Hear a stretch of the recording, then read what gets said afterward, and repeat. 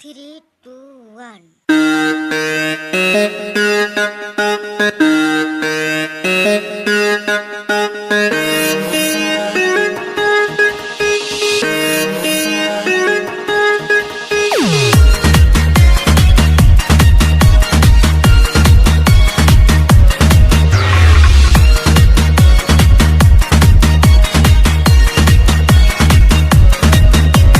जल्दी जल्दी बोला यार हैप्पी न्यू ईयर। एक घंटा बाद ना तो चढ़ जाई बियर।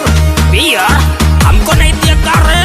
जल्दी जल्दी बोला यार हैप्पी न्यू ईयर। एक घंटा बाद ना तो चढ़ जाई बियर। पी के नया साल पर मन गदगदा जाएगा।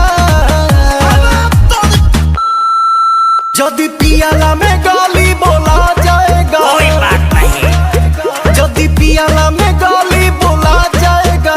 बिहान भैया सभे भूला जाएगा। सही बात है। चीर दूंगा, फाड़ दूंगा, नाली में लसार दूंगा। जल्दी पियाला में गाली बोला जाएगा।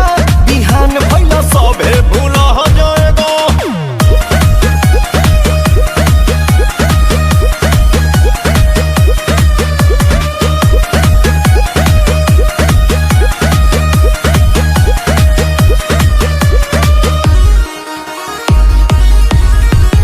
कौड़ा मुर्गा भूजेंगे आज।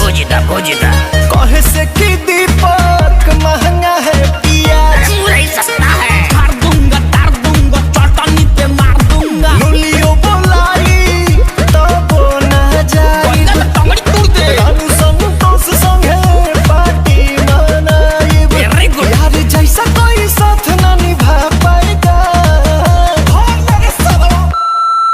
जल्दी पियाला में गोरी बोला जाएगा। अरे तो सॉरी बोल दिया जाएगा। जल्दी पियाला में गोरी बोला जाएगा। बिहान भैया सभे भूला जाएगा। चीर दूंगा, फाड़ दूंगा, नाली में लसार जल्दी दूंगा। पियाला में गाड़ी बोला जाएगा। बिहान भैया सभे भूला जाएगा।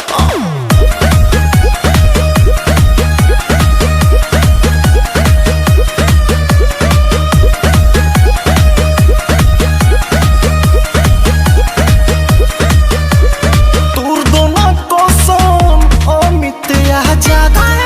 भले मत की हो पुतुल पहली के बाद। तिगार मक्का। फाड़ दूंगा, चार दूंगा, गिरोगे संभाल दूंगा। लोटो में पियो कम है गिलास। गिरी लगा ला गिरी। केहू न खेली पियाला में ताश। बीड़ी पियो बीड़ी। न तो पवन सिंह के मन बौरा जाएगा। यदि पियाला में गाली बोला जाएगा। टेप साथ टेप। यदि पियाला